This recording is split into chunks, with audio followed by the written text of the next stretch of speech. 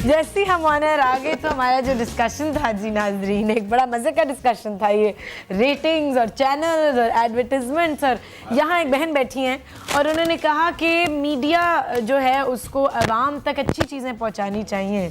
सही कहा आपने जी बिल्कुल। हमारे यहाँ अभी जो उर्दू यूनिवर्सिटी की तरफ से एक कॉन्फ्रेंस हुई, जो आलमी कॉन्फ्रेंस थी हमारे यहाँ, उसमें हमें ये तमाम मामलात हमारे सामने रखे गए कि ये होती हैं रेटिंग्स क्या होती हैं, मीटर्स क्या होते हैं, कॉरपोरेशन क्या होती है एक मीडिया में और उसका किरदार क्या है। लेकिन तो आज हम इस पे शो नहीं कर रहे। बिल्कुल हम नहीं कर रहे, लेकिन जब हम करेंगे तो इनका नंबर नोट कर लें, हम एक दिन इस पे भी शो करेंगे कि मीडिया का क्या किरदार है, क्या होना चाहिए, और आपको जरूर बुलाएंगे। लेकिन मैंने अभी क्यों बात की, क्योंकि आपने कहा कंटिन्यू करें क्योंकि हम उस पर बात कर रहे थे। बिल्कुल। आप मुझे बताएं, जो यहाँ पे एक कॉलर थी हमारे पास शो से पहले, उन्होंने बहुत सारी चीज़ों की बात की।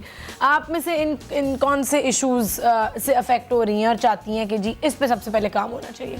मैं ये कह रही हूँ कि देखिए हर इशू जो है हम पर बहुत ज़्यादा असरअंदाज हो रहा है। हम कह रहे हैं कि हम निकलें, भाई MQM का जो वोटर है वो कहता है हम आपके साथ हैं, आप निकलें हम निकलेंगे। PP का जो वोटर है वो कहता है आप निकले हम निकलेंगे। भाई हम किस किस के खिलाफ निकलेंगे? हम सब इधर बैठे हुए हैं ना आप पार्लियामेंट में। निकलना चाहते हो? आप क्या समझते हो, रेवोल्यूशन आनी चाहिए, इनकलाब होना चाहिए मुल्क में? निकलोगी सड़कों पे? मसला सिर्फ निकलने का नहीं होता, मसला ये है कि हम अपने हुकूक को भी समझें, हम अपनी सियासी मामलात को समझें। मसला ये है कि हम अपने जो क्या नाम है निज़ाम है उसको समझें, फिर इसमें हमारा क्या किरदार बनता है इसको समझें। फिर जो हम जिन्हें हम इलेक्शन करके और इलेक्ट करके हम भेज रहे हैं उनका क्या किरदार है, उनके गलत फैसलों को रोकें, उनके सही फैसलों को हम जो है वो माने और उन्हें आगे आने दें। ये हम करते नहीं हैं। हम सिर्फ हमें ये क्यों आता है कि हम रास्तों पे निकलेंगे, हम ये करेंगे, हम क्योंकि जब किसी के पास घर में खाने को नहीं होता तो वो सड़क पे ही निकलेगा। वो क्या करेगा? वो बैठ के हुकूक तो समझेगा नहीं अपने। बिल्कुल। लेकिन हम शऊर की जरूरत है ना, अवाम को आप ये बताएं कि आपका सिस्टम क्या आपको दे रहा है। लेकिन यही तो अलमिया है। आपका नाम क्या था? ससी। मैंने नहीं बताया। ससी, यही तो अलमिया है कि कौम को इतना भूखा रखो कि वो अपने हुकूक पे लड़ने की उसके पास टाइम ही ना हो। फ्रेंच रेवोल्यूशन जब आई थी तो वो क्या थी? यही थी ना कि छोटे छोटे इश्यूज में आप सबको इन्वॉल्व रखो। जी आप कुछ कहना चाह रहे हो पर? हाँ जी, नहीं आप कुछ कहना चाह रहे हो? लोड शेडिंग का है सर किसी कहीं एरियाज़ में ऐसा है कि कहीं 1 घंटे की लोड शेडिंग है तो कहीं 2 घंटे की लोड शेडिंग है और कहीं पे तो है ही नहीं लोड शेडिंग। आपको पता है पंजाब में हर दिन 16 घंटे की पूरे लाहौर में लोड शेडिंग होती है और ये 2 सालों से हो रहा है। हम तो फिर भी लकी हैं कि कुछ एरियाज में नहीं होती लोड शेडिंग। नहीं होती तो ऐसा कराची में बता रहा हूँ, तो ऐसा क्यों है कि वहाँ पे क्यों नहीं हो रही और 1 घंटे और 2 घंटे की टाइम लिमिट जो इन्होंने जहाँ पे बिल पेमेंट, मैं बता देती हूँ, इज दैट ट्रू? ये भी है। मैं इसका एक और जवाब भी मैं देता हूँ। कराची को सारी की सारी बिजली जो है वो वापडा से नहीं आती। कराची के अंदर बहुत सारे अपने प्लांट्स हैं जो यहाँ के लिए बिजली प्रोड्यूस करते हैं। मसलन इनका एक तो साइट में है, नहीं केसी तो सर्विस प्रोवाइडिंग एजेंसी है ना। हाँ। गुल अहमद का है, पोर्ट कासिम का है, कैनप का है, साइट पे है, ये बहुत सारे टपाल वालों का है। ये लोग बिजली जनरेट करके केसी को फीड करते हैं। केसी की फीडिंग अलग है, वापडा से मेरे ख्याल में बहुत कम आती है, 500 कुछ मेगावाट आती है। बाकी कराची में जनरेट होती है, ये तो कराची के लिए जनरेट होती है। लेकिन ये जो आप बात कर रहे हो ना लोड शेडिंग की, लोड शेडिंग का क्या मसला है? बिजली जितनी हम प्रोड्यूस करते हैं उतनी कैपेसिटी है हमारी, पता है ना। कैपेसिटी के मुताबिक बिजली प्रोड्यूस नहीं कर सकते, इसलिए कि तेल महंगा है। सर्कुलर डेप्थ है आपके पास, सर्कुलर डेप्थ में 500 अरब रुपए आपने अदा करने हैं, वो आपके पास है नहीं, इसलिए आप तेल खरीद नहीं सकते बिजली प्रोड्यूस करने के लिए। कैपेसिटी आपके पास है, हाइडल पावर से जो बिजली जनरेट होती है। तो हम और कोई सॉल्यूशंस क्यों नहीं? बेटा देखो ये बिल्कुल सही बात है। ये चाइना वाली ऑफर SMS में मैंने बहुत देखी है, मेरे पास भी आई थी, मैंने कभी इसको आज तक चाइना से नहीं सुना ऐसा। लेकिन हो सकता है ईरान से मिल सकती है। लेकिन मैं जो बात आपसे करूंगा वो बहुत जरूरी है समझने के लिए। हम कोई आजाद मुल्क हैं, खुद मुख्तार हैं या कौन है यार कि हम चाइना की तरफ देखें, इधर देखें? हमारी अपनी बिजली प्रोड्यूस, हम कब अपनी बिजली प्रोड्यूस करेंगे यार? सोलर पावर के बारे में क्या? सोलर ऑल्टरनेट एनर्जी है, सोलर पावर है, विंड मिल है, विंड मिल है, कोल जैसे थर कोल का जो प्रोजेक्ट है बहुत अच्छा थर्कोल है। है और दूसरे थर कोल में डेवलपमेंट हो रही है और थर कोल जो है 2014 में, और क्या नाम है, वाइंड पावर प्लांट। हाँ जी, क्या कह रहे हैं? 2014 में जो है थर कोल 20,000 मेगावाट प्रोड्यूस करने के काबिल हो जाएगा। अच्छा। लेकिन हम आज भी इस बात को मद्देनजर रखें कि पाकिस्तान को अगर अपने पैरों पर आपने खड़ा करना है तो दाएं बाएं आगे पीछे देखने की बजाय अपनी तरफ देखना होगा। दूसरा, मिसाल के तौर पे हम दुनिया भर के अंदर एनर्जी का इशू है, एक चीज कहलाती है कंजर्वेशन ऑफ एनर्जी। हम क्या कंजर्व करते हैं एनर्जी को यार? हमारे घर में जहाँ एक बल्ब की जरूरत है हमने 4 जला रखे हैं, जहाँ हमें इलेक्ट्रिक अप्लायंसेस देख के एनर्जी जो एनर्जी सेवर्स हो, एनर्जी एफिशिएंट, वो नहीं लेते हम सस्ते वाले लेते हैं जिससे ज्यादा यूज होती जिससे है बिजली ज्यादा होती है। तो हम एज अ नेशन क्या कंट्रीब्यूट कर रहे हैं? That's तमाम true. चीजें जब मिलेंगी तो फिर आप देखिएगा हल भी निकल आएगा। और फिर टॉप पे वो लोग बैठे हों, अगर मिसाल के तौर पे पिछले साल की एक फिगर है नेशनल असेंबली की कि 342 MNAs में से 272 ने किसी तरह की डिबेट में हिस्सा नहीं लिया, एक लफ्ज अदा नहीं किया, बस सिर्फ वो आए और घर चले गए। इस असेंबली से कोई चेंज होगा यार? माइक तब्दीली लाना चाहते हो तो पहले आपको अपने घर से तब्दीली की शुरुआत करनी होगी। जब आप अपने घर में वेस्टेज जो है वेस्ट कम करना शुरू कर दोगे और चीज़ों की कदर कीमत को पहचानोगे, तभी आप अपने मुल्क में आप तरक्की कुछ ला बड़ी देर से पूछना चाह रहे हो। कंजर्वेशन ऑफ एनर्जी ना, मैं अगर आपके पास जो चीज आपके पास नहीं होती उसके लिए आप क्या करते हो? बजटिंग करके इस्तेमाल करते हो ना। तो बिजली आपके पास नहीं है, इश्तिहारात भी है, लेकिन आप उसको कितना बेदरक इस्तेमाल करते हो। शादियों में देख लें, उफ, मतलब मैं वो एक साहब ने कहा कि नहीं हम तो अपना जनरेटर करें। अच्छा, मुझे जनरेटर ऑयल एक लग रहा है फवारा यार, फिर बना पैसा था, खर्च। एक फवारा जो बना था जो फजूल में चलता है और फजूल में बहुत सारी बिजली उसमें लगती है, वो किसका आइडिया था? हमें पता चल सकता है आज? फवारा उस वक्त लगा था जब बिजली वाफिर मिकदार, अब बंद है आजकल। नहीं नहीं, अभी भी चलता है, मेरे घर के सामने है। मैं एक सवाल पूछना चाहता हूँ बिजली से ज़रा हट के। जैसे मेरा ताल्लुक एक मिडिल क्लास से ही है। अब मैं यूनिवर्सिटी में पढ़ता हूँ, मुझे जैसे इंटर्नशिप की ज़रूरत पड़ती है। मेरे जितने भी दोस्त हैं कि जान पहचान है बड़े बंदे से या किसी से भी उनकी हो गई। अब मैं एक मिडिल क्लास से ताल्लुक रखता हूँ, मेरी कहीं जान पहचान नहीं है। मैंने सिंपल एक एप्लीकेशन दी लेकिन मेरी नहीं हो रही। मैं 6 महीने से ट्राई कर रहा हूँ, मेरा नहीं हो रहा। लेकिन जो लड़के हैं उन्होंने अभी एक हफ्ते पहले ट्राई किया है, जान पहचान हो गई। तो ये कैसे मसला सॉल्व होगा? बेटा ये इसी तरह होगा ना, जो मैंने अभी अर्ज किया कि जब तक के ऊपर सही लोग आगे नहीं बैठेंगे ना, नीचे का सिस्टम ठीक नहीं होगा। जान पहचान आप मुझसे कर लो अभी, ठीक है ना। लेकिन इससे फायदा, इससे मुल्क में तब्दीली नहीं होगी। ठीक है, मैं तुम्हारा केस इंडिविजुअल केस भी ले लेता हूँ कि ठीक है बेटा, मुझे आपने कहा है मुझे दे दें, मेरी जान पहचान है, मेरी पावर जो भी है एज अ मिनिस्टर, लेकिन ये सिस्टम नहीं। सिस्टम ये है कि आप जाके अप्लाई करें, मेरिट पे आपका हो जाए। तभी तो मैं 6 महीने से ऊपर ठीक लोग लाने होंगे। मैं जो एक बात अगले कॉलर के एंड पे कहना चाह रहा था, वो ये कहना चाह रहा था कि अगर आपकी उम्मीद ये है कि अगले इलेक्शन में कोई बहुत बड़ी तब्दीली आने वाली, तो मेरे ख्याल में नहीं। अगर इन्हीं लोगों को मुंतखब करके लाओगे तो भाई एक बहुत मामूली सी बात मैं करता हूँ कि आप खुश रहें, किसी खुशफहमी में मत रहें आप। ये एक इम्पॉर्टेंट सवाल है। ये मुशर्रफ साहब, हमारे सदर साहब एक बलदियाती निज़ाम दे के गए थे, इतना अच्छा। आज वो निज़ाम ख़त्म हो गया। आप लोगों की हर वक्त मीटिंगें होती रहती हैं। 4.5 साल तकरीबन कह लें कि हुकूमत पूरी होने को आ रही है। तो MKM ने इस बलदियाती निज़ाम को आगे क्यों नहीं बढ़ाया? इतनी मीटिंगें होती हैं, गवर्नर साहब बैठते हैं 5-5 घंटे, हम लोग मीटिंग करते हैं, वो घर चले जाते हैं, हम घर चले जाते हैं। जब शो शुरू करने से पहले मैंने राजा साहब से भी यही सवाल पूछा था कि IT मिनिस्टर की क्या बीइंग एन IT मिनिस्टर क्या रिस्पॉन्सिबिलिटीज हैं। ये सब मीटिंग्स करते हैं, मीटिंग्स अटेंड करते हैं, जो करते हैं। अब इंडिविजुअल लेवल पे कितना काम कर रहे हैं, आई गेस इसमें हमारी देखिए पहुंच होती थी, कुछ भी था अपनी बढ़ा जाके काउंसलर पे, नाजिम पे निकाल लेते थे अपनी यूनियन पे। अब हमारे पास तो एक वो सिस्टम नहीं है ना कि हम जाके किसी को बोलें कि जी गटर उबल रहा है, रोड पे सफाई नहीं हो रही है, भंगी नहीं है, फलाना नहीं है। तो इस पे जो इतना हो रहा है, या ये कौन सी पॉलिसी है कि जो आप लोग बातें करते हैं, उठते हैं, घर चले जाते हैं और उस पे कोई अमल ही नहीं हो रहा। बल्दियाती निज़ाम एक बहुत अच्छा निज़ाम था। लोग अगर कोई इसको ना माने तो एक अलग बात है। मैं तो इसको बहुत सपोर्ट करता हूँ कि मेरी रेंज जवाब दीजिए। आपके सपोर्ट करने के अलावा दुनिया भर में तरक्याती कामों की जिम्मेदारी और आवाम की फलाह व बहबूद से मुताल्लिक बराह रास्त जितनी भी यूटिलिटी सर्विस हैं, लोकल बॉडीज़ का ही काम होता है, लोकल गवर्नमेंट का काम होता है। दुनिया में जितने तरक्की याफ्ता ममालिक हैं, वहाँ की लोकल गवर्नमेंट्स मजबूत लोकल गवर्नमेंट्स हैं। हमारी शॉर्ट कमिंग्स क्या हैं सिंध के अंदर या पाकिस्तान में क्या है कि हमारे पास वो नंबर ही नहीं असेंबली के हम कानून पास करा सकें। 51 अफराद हैं, वो चाहते हैं कि वो निज़ाम कायम रहे। 51 अफराद चाहते हैं, लेकिन 168 के हाउस में 51 अफराद क्या करेंगे जब सामने खड़े हुए 117 अफराद सुनने को तैयार नहीं है। वो कहते हैं कि हम ब्यूरोक्रेसी चलाएंगे, वो कहते हैं हम कमिश्नरी निज़ाम चलाएंगे, वो कहते हैं हम हुकूमती अफसरान से चलाना चाहते हैं। हम कहते हैं कि मुंतखब नुमाइंदे नहीं होंगे लोकल सतह पे। हमने प्रूफ करके दिया है ना, कराची का सिस्टम या हैदराबाद का सिस्टम जब लोकल गवर्नमेंट का था तो काउंसलर्स किस तरह अवेलेबल रहते थे। एक एनपीए का ये काम नहीं है कि वो लोगों के पानी और गटर के मामला देखे, उसका काम है कानून साजी करना। काउंसलर का ये काम है, मेयर का ये, काउंसलर की सतह से पूरी वो क़यादत माइनस है। जब वो पूरी क़यादत माइनस है तो आपको प्रॉब्लम होती है कि आप किसके पास जाएं। अच्छा, आईटी मिनिस्टर का क्या काम है रज़ा हारून साहब, जरा ये बताइए, नाज़रीन भी जानना चाहते हैं ये। आईटी मिनिस्टर का काम ये होता है सिंध गवर्नमेंट में, प्रोविंशियल गवर्नमेंट्स में, कि वो एक तो आईटी अवेयरनेस के हवाले से अपनी पूरी असर रसूख को इस्तेमाल करें, दूसरा गवर्नमेंट के जो प्रोजेक्ट्स हैं उनको इम्प्लीमेंट करवाए, आईटी का इंट्रोडक्शन करवाए गवर्नमेंट में। हमने ई गवर्नमेंट का जो है प्रोजेक्ट सक्सेसफुली लॉन्च किया है सिंध के अंदर।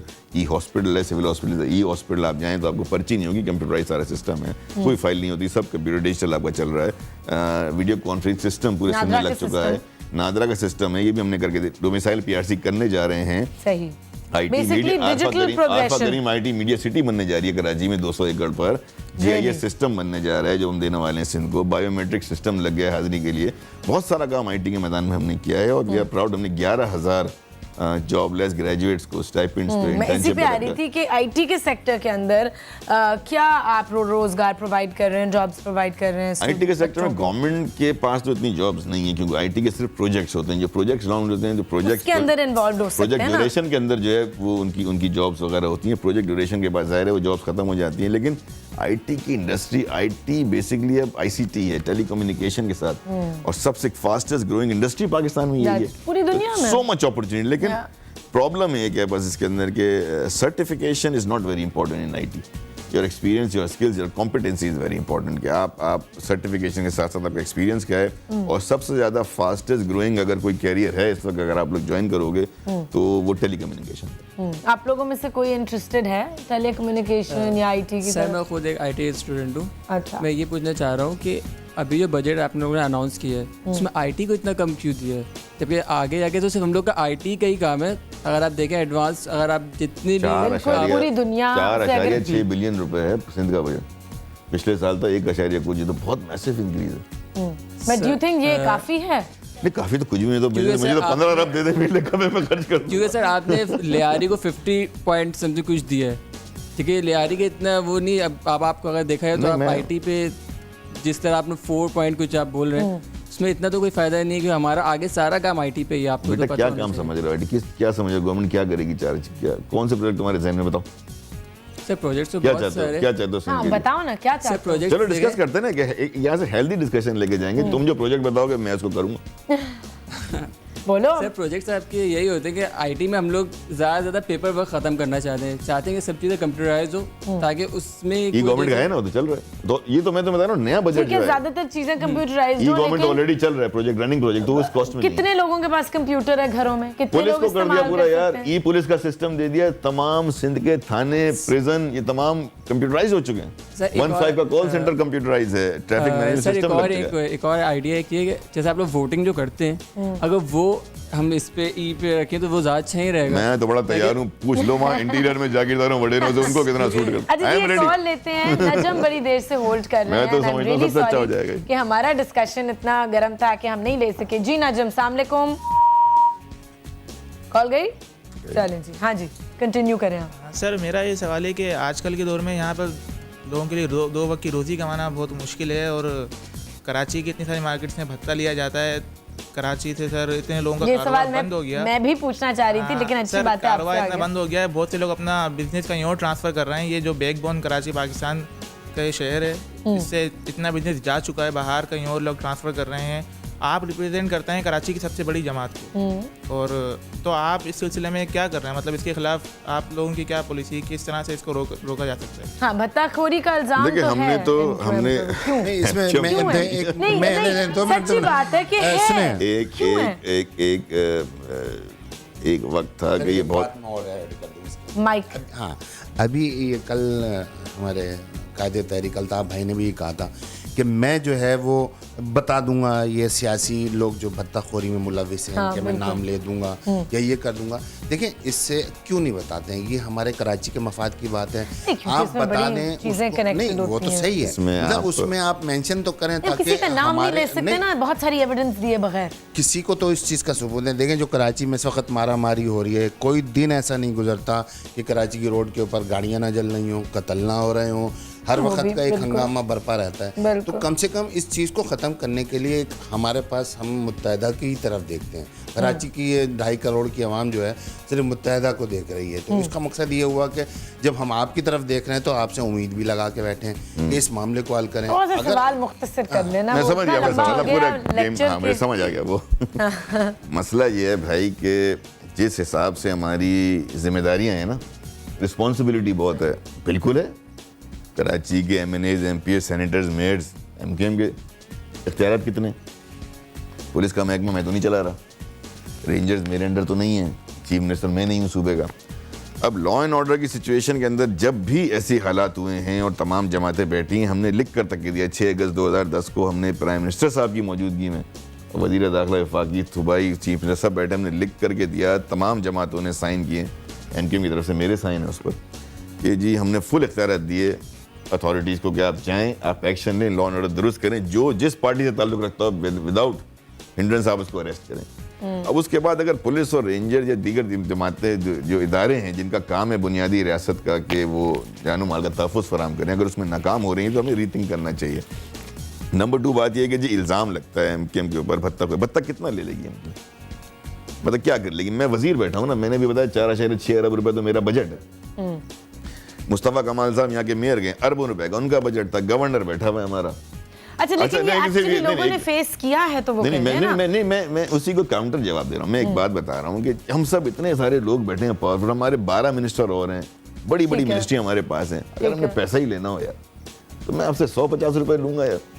मैं मिनिस्टर बना बैठा हूँ ना, मैं तो चाहूँ तो मैं बैंक से लोन लूँ, मैं इधर से लोन लूँ, उधर से लोन लूँ, पार्टी को भर दूँ, लेकिन MKM पे कभी भी आज तक जो है करप्शन इस तरह के इल्जाम नहीं लगे। और भत्ताखोरी तो एक ऐसा काम है कि देखिए MKM में भी लोग कहाँ से आ रहे हैं, इसी माशरे से लोग आते हैं ना, लेकिन जो बड़ा भत्ताखोर है, जो गैंग वॉर के लोग हैं, जो पर्चियां भेज रहे हैं उनके खिलाफ अभी गैंग वॉर वाले जो अभी ऑपरेशन आधा होकर रुक गया, क्यों रुक गया था ऑपरेशन? अच्छा माइक के बगैर तो आपकी आवाज नहीं यार, बहुत सारी जगह मोहतात बहुत सारी जगह मोहतात होकर हमें नाम नहीं लेना होता, क्योंकि फिर शहर में हंगामे फूट पड़ेंगे यार। जी बीना, खुशकिस्मती से आज पहली दफा कॉल कर रही हूँ।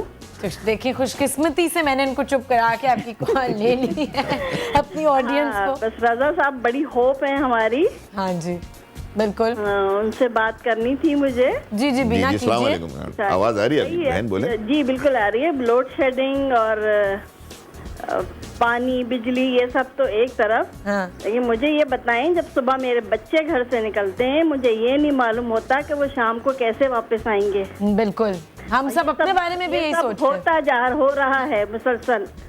बिल्कुल, पिछले दिनों मेरे बेटे को गाड़ी में बिठाया और ले गए उसकी नई गाड़ी, तो छीनी, लेकिन जो 2 घंटे हम पे बीते वो हम जानते हैं। बिल्कुल बिल्कुल, उसका क्या जवाब है ये मुझे दें। बिल्कुल सही कहा आपने, थैंक यू बीना जी। बहन अभी सफूरा गोट के अंदर 3 बच्चियों को जो है, छोटी बच्चियों को उठाकर उनके साथ यात्री का निशाना में कत्ल किया गया। अभी टेलीविजन पे प्रोग्राम भी आया, पूरा दिखाया गया। ये सब चीज़ें किसी महज़ब माशरे की तरफ निशानदेही नहीं करती, ये सब चीज़ें उस तरफ निशानदेही करती हैं। इसकी हम भी निशानदेही करते हैं कि कराची के अंदर ऐसे लोगों को जाए पनाह जब दे दी जाएगी। बराह रास्त बार बार आपको बताया जा रहा था, कायदर अल्ताफ़ हुसैन भाई ने कई दफ़ा बताया, कराची में इस तरह का इन्फ्लक्स कर दिया गया है, इस तरह से रजिस्टर्ड किस्म की और अनडॉक्यूमेंटेड किस्म की मूवमेंट्स हैं कि कोई किसी को नहीं पूछता।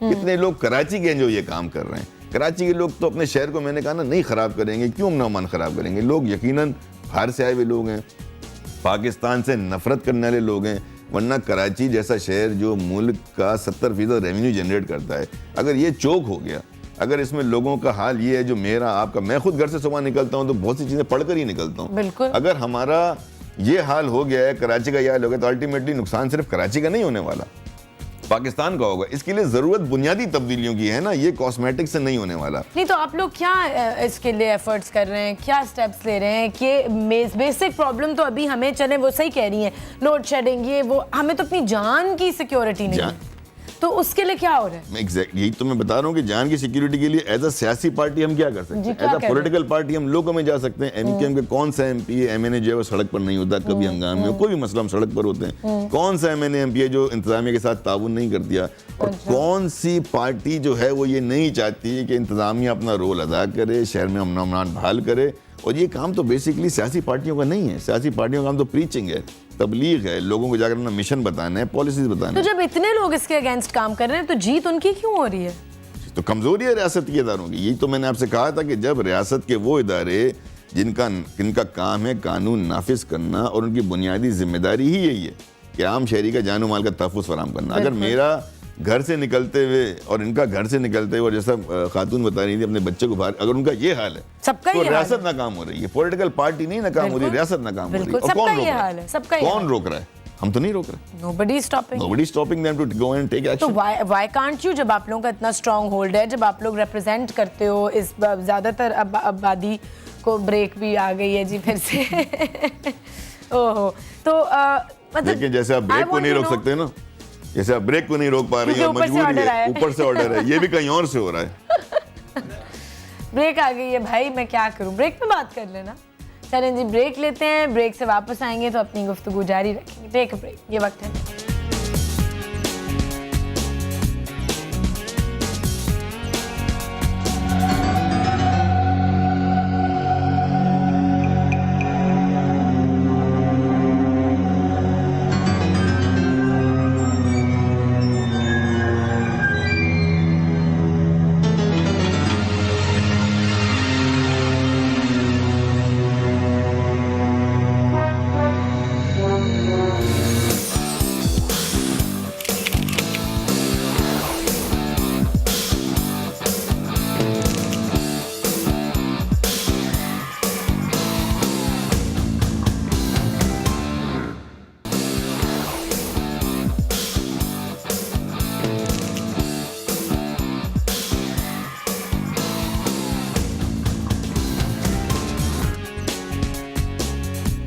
जी नाज़रीन, हम वापस आ चुके हैं ब्रेक से। ये वक्त है मेरा, आप लोग देख रहे हैं रज़ा हारून साहब, IT minister, provincial IT minister हमारे साथ मौजूद हैं और गुफ्तगू चल रही है, छोटे छोटे इशूज़ के ऊपर भी बात हो रही है, आप लोगों के सवालात भी हम ले रहे हैं। कॉल करें हमें, हमारे नंबर पे, आपको नंबर स्क्रीन पे नज़र आ रहा होगा जी।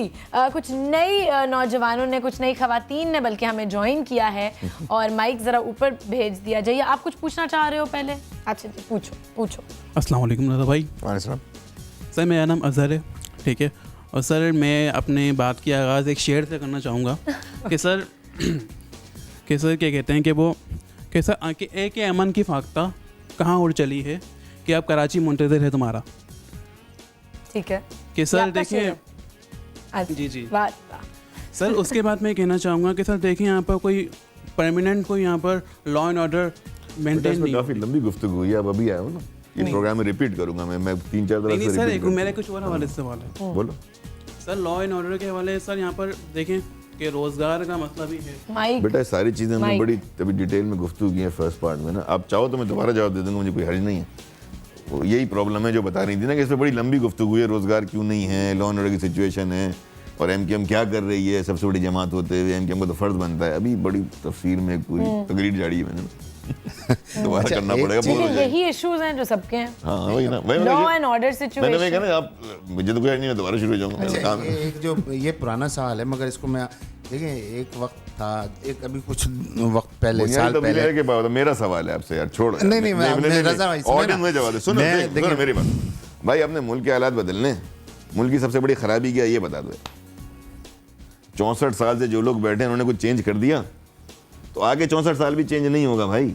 इन 64 साल से जो लोग बैठे हैं इनको घर बेचकर अपने जैसे आम आदमी को असेंबली में भेजो, चाहे एमकेएम के प्लेटफॉर्म से ना भेजो, क्योंकि उनको इश्यूज किसी और प्लेटफॉर्म से भेज दो यार। ये तब्दील होना बहुत जरूरी है, वरना गंदगी के ढेर पर फूलों की चादर चढ़ाते रहने से, एयर स्प्रे मारते रहने से गंदगी के ढेर में से बदबू आती रहेगी। इस गंदगी के ढेर को उठा के फेंकना है अगर मुल्क बचाना है। पाकिस्तान में बहुत पोटेंशियल है यार, पाकिस्तान में सब कुछ है, गैस है, कुदरती वसाइल है, गुलिस्तान भरा पड़ा है, टूरिज्म रिजॉर्ट इतने बड़े हैं, टूरिज्म रिजॉर्ट नेचुरल ब्यूटी है, इतनी नेचुरल ब्यूटी है, सारे वेदर हैं, टूरिज्म हम बिल्कुल सब कुछ सारे वेदर, पहाड़, दरिया, समुंदर, रेगिस्तान, पत्थर देखो, नीलम बेहतरीन होता है पाकिस्तान का। आम यार ये मुल्क तरक्की नहीं कर रहा है यार, इसलिए कि गलत लोगों को मुंतखब करके, आप मैं नहीं, जो भी भेज रहा है उनकी तादाद ज्यादा है, वही हुकूमत बना रहे हैं, वही हमें रूल कर रहे हैं। उनको इलेक्ट भी तो हम ही कर रहे हैं ना। एग्जैक्टली, हमें चेंज करना होगा ना यार, फिर ये सवाल उस वक्त पूछना। जी ये तो एक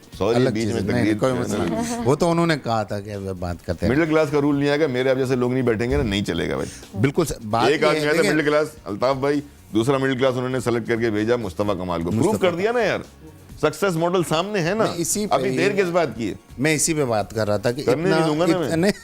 करें आप, मेरा भी तो कुछ काम है ना यार। बात ये है कि देखिए ये देखिए आप जो है वो अब इतना मुस्तफा कमाल भाई ने कराची को माशाल्लाह गहराई तक खोद के, सुने गहराई से खोद के बनाया, ठीक है। अब मसला ये है कि यहाँ तो जो इशू चल रहा है, खैर वो पुराना है कि आप आए आपने तोड़ दिया, मैं आया मैंने आपकी बनाई चीज़ तोड़ दी। इतनी अच्छी रोडें थी, इतने अच्छे स्पीड ब्रेकर हैं, इतनी अच्छी हर चीज़ बनाई। अब कम से कम चलें ठीक है, ये तो हमारा घर है ना, हम ही को संभालना है, दूसरे पे हम निगाह ही नहीं रखते।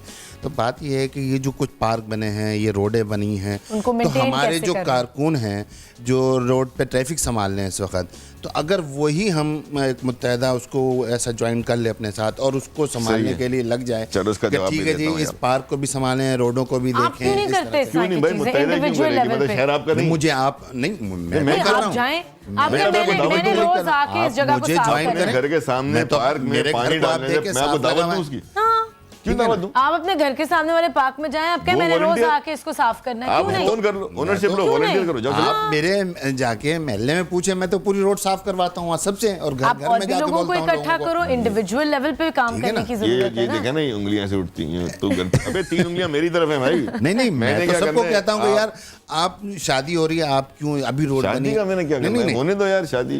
मसला ये नहीं है, रोड के ऊपर आके उन्होंने जो है डेकोरेशन वालों ने इतने बड़े बड़े सरिये गाड़ दिए, अब उसको दोबारा खींचा, सुराख हो गए, घर धुले, पानी उसमें चला गया। जबरदस्त बात की आपने, ईमान से एग्रीड। अब ये कौन कर रहा है? देखें, बांग्लादेश से बड़ी तकलीफ होती है ना, जापान का कोई शादी में हो रही थी, कोई जापान से आके वहाँ शादी कर रहा है, कोरिया से, आप ही कर रहे हो ना यार। ये नहीं ख्याल कि किस सड़क में छेद कर रहा हूँ, अब ये मेरे घर के पास की है, छेद उसने कीले गाड़ दिए, पता चला वो 6 दिन में वो जापान से आया वहाँ पे। अब ये अवेयरनेस दे रहे हैं ना लोग, ओनरशिप जरूरी है, ये ओनरशिप जरूरी है। यकीन माने मेरा तो ये होता है महल्ले में कि यार आपका क्या जा रहा है आज शादी हो रही है। रज़ा साहब मुझे बताएं, क्या मुस्तकबिल की पॉलिसीज हैं, क्या फ्यूचर में प्लान किया है कि जी अब क्या करना है मुल्क के हालात को आपको सही बताऊं, स्टेबलाइज करने के लिए? We are very worried about मुल्क, हम अपने मुल्क के लिए बहुत परेशान हैं, और मैं एज एन एमके भी ये बात कर रहा हूँ, एज अ पाकिस्तानी बात कर रहा हूँ, और एज अ जिम्मेदार आदमी ये बात कर रहा हूँ कि मैं मुल्क के लिए बहुत परेशान हूँ, क्योंकि मैं मुल्क को आगे तरक्की करता इस तरह तो नहीं देख रहे जब तक ये तब्दीलियाँ नहीं आएंगी। देखिए एमकेएम को छोड़ दें, एमकेएम ठीक है भाई, एमकेएम आपको नहीं पसंद, कोई बात नहीं, कोई मसला नहीं है ना, ये ज़रूरी थोड़ी है, कोई ज़बरदस्ती नहीं है, मजबूरी नहीं है, लेकिन खुदा के वास्ते इस तरह तो मुल्क नहीं चलेगा। मुल्क के अंदर तब्दीली लाने के लिए आपको अपने अंदर से लोगों को बाहर निकाल के लाना होगा, इस सिस्टम को बदलना होगा। अगर जैसे मैंने कहा ना, अगर आप समझ रहे हैं अगले इलेक्शन के बाद कोई बहुत बड़ा तब्दीली आने वाली, मैं नहीं देखता कोई तब्दीली। अगर इन्हीं लोगों में से मतलब आगे पीछे होना है, तो ये सब यही आके कहते हैं, अभी जो कल भी पार्टी आई थी, मुझे उम्मीद है जितने लोग आएंगे वो यही कहेंगे सिस्टम को बदलना है। अब ये बदलेगा कौन? देखिए हमने तो एक सक्सेस मॉडल करके दिखाया। अगर आपने मिडिल क्लास लीडरशिप को कराची दिया with authority, with political, administrative and financial authority, तो कराची आज तब्दील हो गया। इसी तरह की मिडिल क्लास को जब तक आप पाकिस्तान का चार्ज नहीं देंगे, पाकिस्तान तब्दील नहीं होने वाला। जिन लोगों को पाकिस्तान के ऊपर हाकिम बनकर बैठना है, वो पाकिस्तानी और पाकिस्तान से मोहब्बत करने वाले होने चाहिए।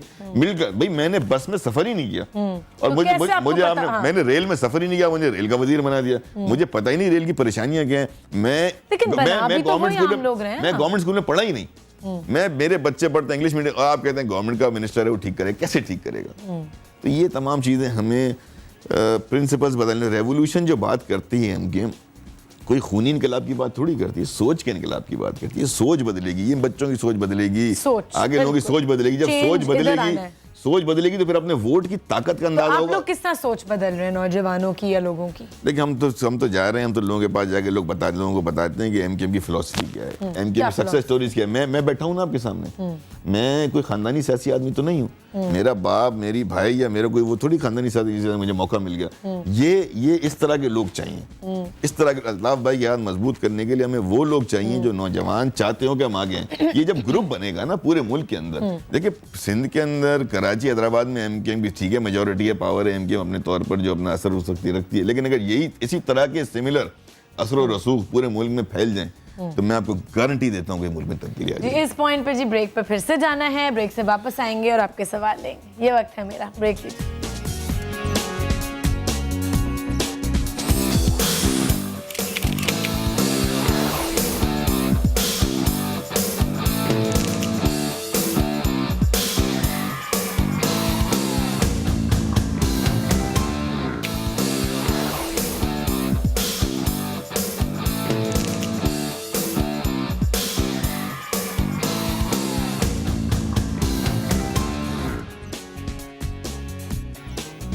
जी नाज़रीन, ब्रेक से हम वापस आ गए हैं और आज हम बात कर रहे थे पूरे शो में रज़ा हारून साहब से, आईटी मिनिस्टर, एमक्यूएम के रिप्रेजेंटेटिव, और कुछ ख़वातीन के अब सवाल हैं लड़कियों के। आप कुछ पूछना चाह रही थी? मेरा नाम आमना मीर है और सर मेरा आपसे सवाल है कि आपने जिस तरह वुमेन के लिए, बाख्तियार वुमेन के लिए जलसा किया और मर्द हज़रात के लिए होते रहते हैं, तो यूथ के लिए ऐसा क्या है मोटिवेशन के लिए? यूथ अभी बहुत डिसअपॉइंटेड है, तो उसके लिए क्या करेंगे, क्योंकि मुस्तकबिल यूथ से है। अच्छा, मैं एक चीज़ आपसे पूछना चाहूँगी, आप क्योंकि यूथ के एक रिप्रेजेंटेटिव हो, सबसे ज़्यादा किस चीज़ से डिसअपॉइंटेड हो?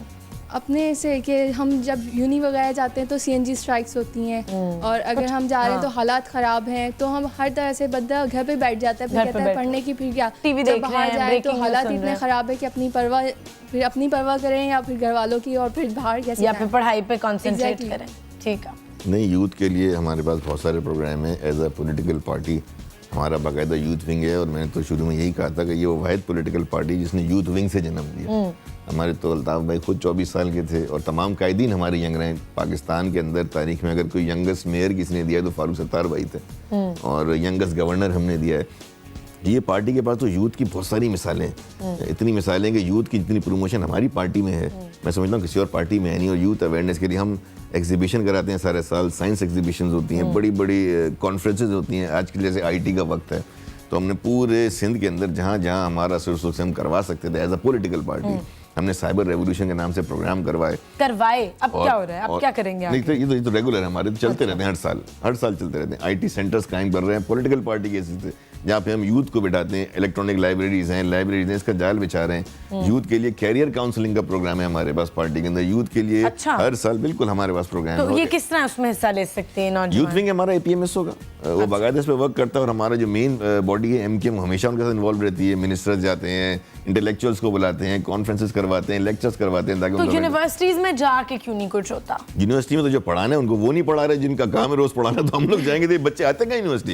ये सही तो कह रही हैं कि यूनिवर्सिटी कॉलेजेस में तो लोगों की तादाद कम होगी, कोचिंग सेंटर में ज्यादा नजर आते हैं ना। तो ये तो बच्ची की बात बिल्कुल ठीक है कि हमारे यहाँ मेयार ऐसा हो गया है या हालात ऐसे पैदा कर दिए गए हैं कि जो तालीमी इदारे हैं वहाँ के तालीमी इदारों का मेयार आहिस्ता आहिस्ता नीचे आता जा रहा है। और हमारे जितने बच्चे हैं, पता नहीं आप मुझसे एग्री करेंगे कि ज़्यादातर तो कोचिंग सेंटर जाते हैं, है ना। ये सही कह रही है बच्ची, बात ठीक। तब्दील करनी है। हमारे पास एक कॉलर है लाइन पे, कौन है जी? फैज फ्रॉम कराची। अस्सलाम वालेकुम। हेलो अस्सलाम वालेकुम जी। वालेकुम सलाम। मुझे रजा साहब से बात करनी थी। जी करें। कर लें भाई। अस्सलाम वालेकुम। वालेकुम सलाम। रजा भाई, मैं गुलिस्तान जौहर ब्लॉक 13 से बात कर रहा हूँ। जी। तो हमारा मसला ये है कि सर यहाँ पानी का बहुत प्रॉब्लम है। हमारे यहाँ 60 गज के मकानात हैं, ये गुलिस्तान जौहर में, ये चैपल अपार्टमेंट इसके पीछे किंग रेजिडेंसी वाली सड़क पे। प्लान्ड आबादी है? प्लान्ड आबादी है, वैसी बन गई है? नहीं, बिल्कुल आबादी है। नहीं, आबादी तो है, मतलब प्लान्ड आबादी है, बाकायदा मंजूर शुदा या वैसे ही? अच्छा।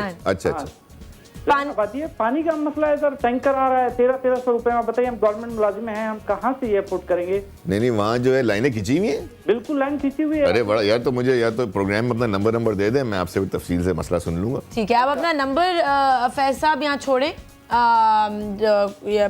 प्रोड्यूसर आपसे बात करेंगे, अपना नंबर दें और खुद आपसे ये राब्ता करेंगे, ठीक है? हाँ जी।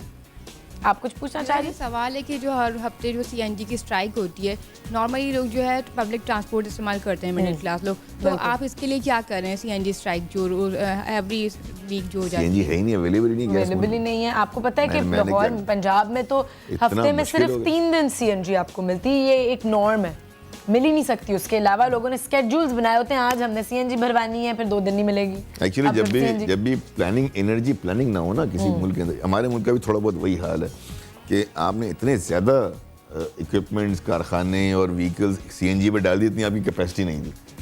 अब आपने इतने ज़्यादा डाल दिए कि अब आपकी कैपेसिटी नहीं है, ख़त्म हुई, फिर आपने बड़े बड़े कारखानों को उस पर डाल दिया। तो इसकी क्या सोल्यूशन है? सीएनजी इंपोर्ट करें आप, आपको लेने देते ईरान से, ईरान की गैस लाइन नहीं आती यहाँ पर, आपको इंपोर्ट करने के अलावा या फिर गाड़ियाँ आप सीएनजी अपनी किट्स लगाना बंद करें और पेट्रोल इस्तेमाल करें। पेट्रोल अलग महंगा है, लेकिन सीएनजी जो बेसिकली ये है कि गैस जो है, नहीं उसका तरीका ये होता है, ये तमाम दुनिया के मसाइल हैं, हम कोई निराले नहीं है, लेकिन दुनिया उन्होंने अपना पब्लिक ट्रांसपोर्ट अच्छा किया। मिसाल के तौर पे आप सड़क पे भी खड़ी हो जाएं चुंदीगढ़ रोड पे, हर गाड़ी में एक आदमी ड्राइव करता हुआ जा रहा है, वो खामखा गाड़ी खाली जा रही है। अगर उसकी जगह एक ट्रेन चल रही हो, बिल्कुल रेगुलर चल रही हो, मेट्रो सिस्टम हो, उसको बेसिक गवर्नमेंट सब्सिडाइज करे, हज़ारों लोग एक ही वक्त में चले दुबई में देखें कितने ट्रैफिक इश्यूज थे, जो अब थोड़े से बेहतर हुए हैं because of the tram system हो, आप उसकी तरफ जाएं, आपको जाना होगा। अच्छा, तो आप लोगों ने शुरू भी किया था एक ट्रेन सिस्टम इन मुस्तफ़ा कमाल साहब के बसेस। नहीं, ट्रेन सिस्टम का भी एक सिलसिला शुरू हो रहा था, उसकी बड़ी वो ली गई, मास ट्रांजिट प्रोग्राम था, सर्कुलर रेलवे, 2 प्रोग्राम है। जी हाँ, बिल्कुल सही है। उसका क्या बना? सर्कुलर रेलवे का प्रोग्राम अब अपने आखिरी मराइल में है, फंड्स उसके आ गए मेरे ख्याल में। उसकी तो एनओसी वो ही नहीं मिल रहा। हो गया, सब हो गया, सर्कुलर रेलवे का हो गया, जो शुरू किया प्रोग्राम था, अप्रूव हो गया। मेरे ख्याल में 2013 में शुरू होगा जाकर, उसकी फंडिंग बाहर से आनी है, हमारे पास पैसे नहीं। शुरू होगा 2013 में, या टाइम लगेगा तो हमारे बच्चे एंजॉय करेंगे उसको, हम तो करेंगे नहीं। जो चीजें देखिए ना, ये इंशाल्लाह वो भी पाकिस्तान में बेसिकली हम लोग अब वो काम करने जा रहे हैं, हमें चांद पे जाना चाहिए था ना, उससे आगे का अब हम सोच रहे हैं कि हमारे यहाँ पानी आ जाए, बड़ी खबर है, बिजली हो जाए, बहुत बड़ी बात है, हमें कोई पब्लिक ट्रांसपोर्ट मिल जाए, यानी 64 सालों में सिस्टम्स किसी मुल्क में सेट हो जाते हैं। ये सेट थे। मेरी लाइफ टाइम में मैंने इस शहर में लोकल ट्रेन में सफर किया है, और मैं अपने घर से चुंदीगढ़ रोड तक सिटी स्टेशन पे लोकल ट्रेन से आता था। हमने वो सिस्टम बंद कर दिया, चलता सिस्टम हमने ट्रेन का, लोकल ट्रेन, गुलशन इकबाल में पूरी ट्रेन चलती थी जिसमें आप गुलशन इकबाल वाला राउट, पटरियां अभी तक मौजूद हैं। हमने चलते हुए पब्लिक ट्रांसपोर्ट सिस्टम बंद करके एक वेस्टेड इंटरेस्ट के तहत उन ट्रांसपोर्टर्स को फायदा पहुंचाया है जो रोड पर ट्रांसपोर्ट चलाते हैं। ये सब साजिशें हैं जो शहर के साथ हुई, और हमने क्या किया, हमने उसी शाख को काटा, इस पर बैठे हैं। तो क्या आप लोगों ने, मैं चाहूंगी फ्यूचर पॉलिसीज कुछ बताएं, क्या सोचा है, प्लानिंग क्या है? हमारा बिल्कुल ये पब्लिक ट्रांसपोर्ट के ऊपर कराची मास ट्रांजिट, सर्कुलर रेलवे और पब्लिक ट्रांसपोर्टेशन, ये हमारी प्रायोरिटी होगी। ये हमारी प्रायोरिटी होगी नेक्स्ट गवर्नमेंट की। अच्छा। जब भी हम गवर्नमेंट में आते हैं, लोकल गवर्नमेंट की, ये लोकल गवर्नमेंट की, ठीक है, लेकिन आपकी पार्टी की सबसे मेन प्रायोरिटी क्या? एजुकेशन है, हेल्थ है, सिक्योरिटी, लॉ एंड ऑर्डर, क्या है? सबसे मेन प्रॉपर्टी हमारी, प्रायोरिटी ये है कि हम एजुकेशन को समझते हैं मेन प्रायोरिटी। लेकिन तो यूथ को तो आप पॉलिटिक्स में ला रहे हैं, तो एजुकेशन हमारे यहाँ आप यकीन माने कि एमकेएम में अगर कोई यूथ पॉलिटिक्स में अगर हमारे वो एजुकेशन से दूर हटता है तो he is no longer an MKM worker. अच्छा, he has to be well educated. Oh, of course, मैं आपसे That's true. मैं एक मिसाल हूँ, अल्ताफ भाई खुद is a very educated person. मतलब एजुकेशन के अलावा तो आप आगे दुनिया में नहीं बढ़ सकते, पार्टी में कैसे कर सकते, कुछ nothing you can do nothing. तो क्या उस पे आप स्टेप्स दे रहे हैं? कोई स्कूल कॉलेजेस बन रहे हैं, कोई फ्री एजुकेशन फराहम हो रही है, क्या? एजुकेशन तो ऑलरेडी फ्री है, गवर्नमेंट स्कूल में तो पैसे चार्ज ही नहीं होते ना, यूनिवर्सिटीज में, लेकिन उसका मयार ऐसा नहीं है कि पढ़ी लिखी कौन आपको बनाना होगा, और मैार आपको पूरे मुल्क का बेहतर बनाना होगा। आप खुद क्या करते हैं हमारे यहाँ एजुकेशन के अंदर कि हम 2 क्लासेस जनरेट करते हैं बचपन से। हम 2 क्लास, एक है वो आका, एक है गुलाम।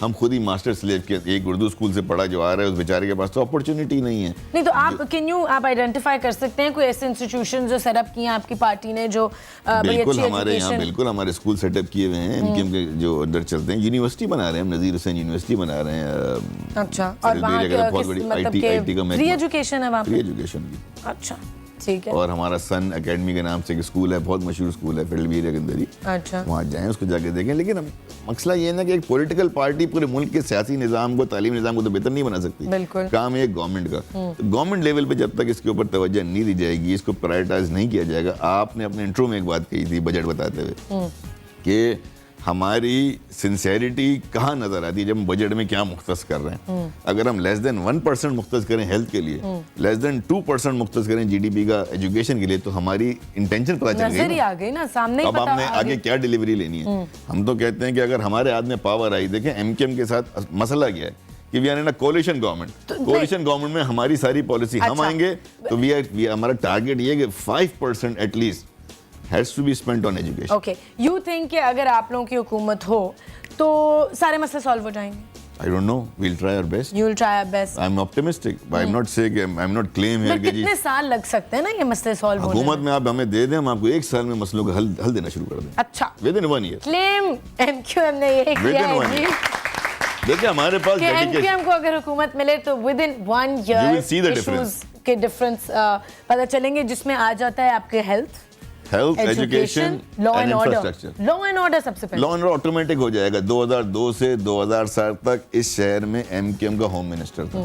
तो अभी भी तो कोalition गवर्नमेंट है ना, उसमें कितने मसले कोलिशन गवर्नमेंट के अंदर ये बड़ा प्रॉब्लम होता है कि you can not superimpose or impose yourself to your coalition. कोई से नहीं होती, बहुत मिनिमम से होती है, क्योंकि जो हिस्सा है उसी हिसाब से आपका कद होता है। चुप करके बैठ जाएं। चुप नहीं करते हम लोग, जितना शोर हम मचाते हैं हमें तो हमारे दोस्त ये कहते हैं पीपल्स पार्टी के, यार आप लोग गवर्नमेंट में लगता ही नहीं हो, हर छोटे बड़े खड़ा कर मुजाहरे शुरू कर देते हो असेंबली में। तो अपोजिशन हमारी हर असूली तौर पर होती है, लेकिन बहरहाल जहाँ ज़्यादा जिम्मेदारियाँ हैं, जहाँ चीफ मिनिस्टर साहब हैं, जहाँ होम मिनिस्टर साहब हैं, उनकी ज़्यादा जिम्मेदारियाँ बनती हैं, उनसे सवाल किया अच्छा, सवाल इनका एक है लेकिन बहुत जल्दी से करना है, शो का टाइम खत्म हो गया, जल्दी से। अस्सलाम वालेकुम, मेरा नाम आयशा है और मेरा आपसे क्वेश्चन है कि जो पॉलिटिक्स हमारी यूनिवर्सिटीज़ और कॉलेजेस में है तो उसके बारे में आपकी क्या राय, होनी चाहिए या नहीं होनी चाहिए? स्टूडेंट पॉलिटिक्स होनी चाहिए। स्टूडेंट पॉलिटिक्स, और मतलब कि अगर है तो confined to that student politics, confined to the boundaries of that institute, that's it. उसको और बेहतर कितना बनाया जा सकता है, कैसे? स्टूडेंट पॉलिटिक्स का बेटा मतलब ये होता है, स्टूडेंट पॉलिटिक्स क्यों की जाती है? इसलिए कि जो स्टूडेंट्स हैं उनको एक जगह बिठाकर उनकी ग्रूमिंग के लिए हो, उनके जो तालीमी मसाइल है उनके सियासी मसाइल के लिए नहीं होती है, उनकी फ्रस्ट्रेशन रिलीज के लिए नहीं है वो। नहीं, मैं तो आपको स्टूडेंट पॉलिटिक्स जब तक ये नहीं होगी, स्टूडेंट पॉलिटिक्स फिर वो है नहीं। और स्टूडेंट पॉलिटिक्स में यह है कि आपकी कैरियर काउंसलिंग हो, आपको गाइडलाइंस मिलें, आपको ये स्टूडेंट पॉलिटिक्स का बेसिकली मकसद यही होना चाहिए। माइक के बगैर आपकी आवाज नहीं आएगी बेटा, वो फिर इंडिविजुअल केसेस हैं, इंडिविजुअल इवेंट्स हैं, ये पॉलिटिकल पार्टीज, या अगर आप ये कहेंगे जी उसको बुनियाद बनाकर हम इसको नॉर्म बना ले, नहीं, आई विल नेवर सब्सक्राइब। अच्छा जी, टाइम खत्म हो चुका है शो का। सवालात अभी भी बहुत हैं लड़कियों के, लेकिन हम शो के बाद भी आप पूछ सकते हैं, ज़रूरी नहीं है कि ऑन एयर पूछें, सवाल हैं, बिल्कुल आप नॉलेज आपकी उसमें इजाफा होगा। नाजरीन, कोशिश हमने ये की थी कि इस पूरा हफ्ता यही कोशिश हो कि मुख्तलिफ पॉलिटिकल पार्टीज़ के रिप्रेजेंटेटिव्स आएँ, अपने एजेंडाज बताएं, उनके क्या फ्यूचर प्लान्स हैं, और क्योंकि इलेक्शंस भी अब आ रही हैं, आप लोग फैसला तो आवाम ने करना है कि जी किसको आगे लाना है, किस में ट्रस्ट कर सकते हैं, किस में सबसे ज़्यादा सिंसेरिटी नज़र आती है, किन की बातों में आपको ऑथेंटिसिटी नज़र आती है। Obviously work speaks for itself, जो काम कर रहे होते हैं आपके सामने ही होता है। हमारे साथ आज रज़ा हारून मौजूद थे, thank you so much for coming Raza साहब। एंड यू नो, उम्मीद है कि आप लोगों के मुख्तलिफ सवालों के जवाब आपको मिले होंगे। कल भी हम किसी पॉलिटिकल पार्टी के रिप्रेजेंटेटिव्स को आपके सामने बुलाएंगे, कॉल ज़रूर कीजिएगा अपने सवालात के साथ। कल तक के लिए खुदा हाफ़िज़।